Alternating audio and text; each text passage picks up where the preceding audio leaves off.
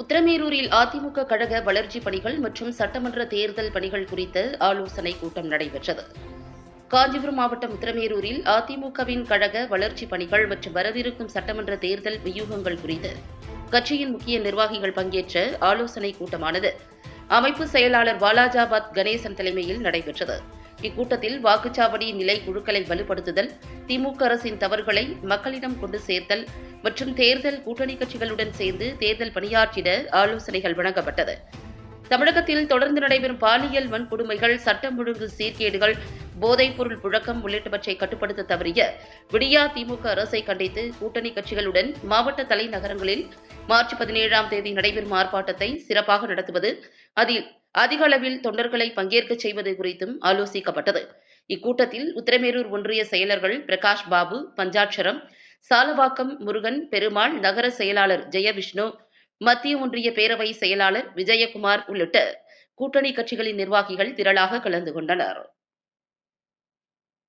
நம்ம இந்திய தேர்தல் ஆணையம் தேர்தல் அறிவிப்பு வெளியிட்டிருக்காங்க. இந்த வகையில் நம்மளுக்கு திருவாரூரில் மொத்தம் 4 அசம்பிளி கான்ஸ்டியூன்சி இருக்கு.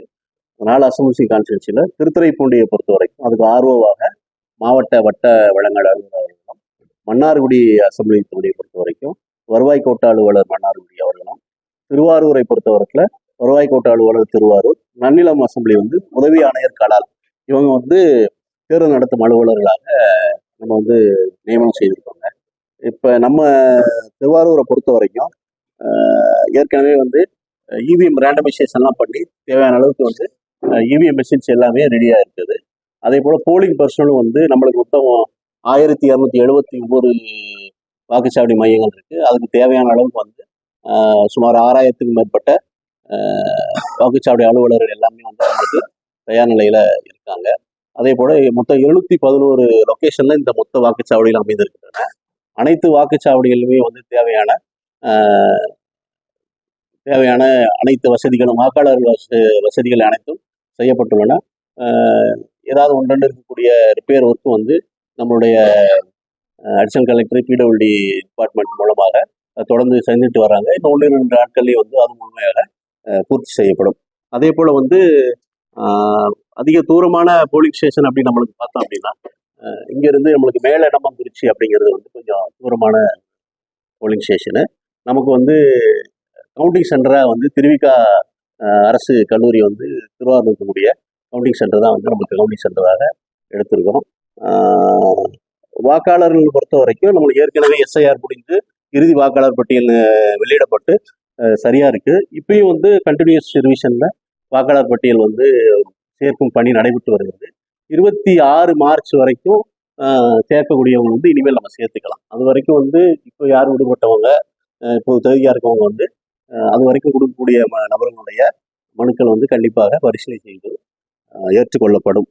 அதே போல் நேற்றிலிருந்து நம்மளுக்கு தேர்தல் நடத்தை விதிமுறைகள் அமலுக்கு வந்துவிட்டன.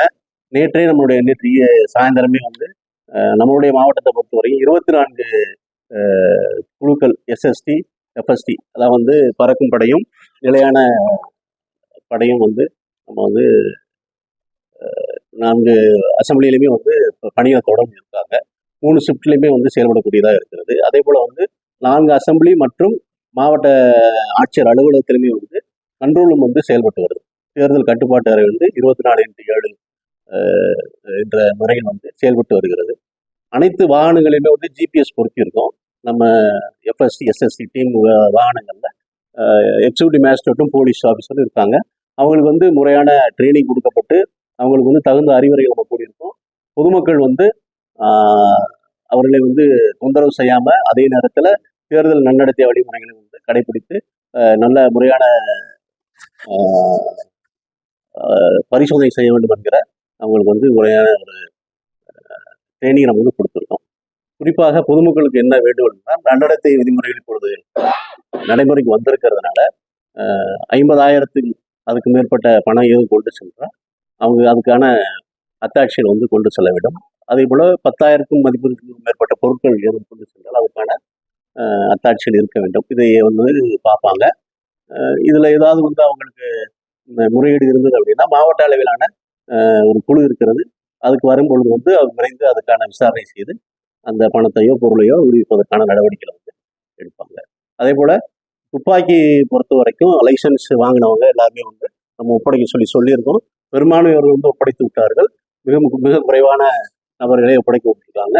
அது வந்து இன்னும் 1-2 நாட்களில் அடைத்து விடுவார்கள். அதே போல் தேர்தல் முடியும் காலம் வரைக்கும் வந்து இந்த மாதிரி துப்பாக்கி போன்ற ஆயுதங்களை கொண்டு செல்வது வந்து முழுமையாக தடை செய்யப்பட்டுள்ளது.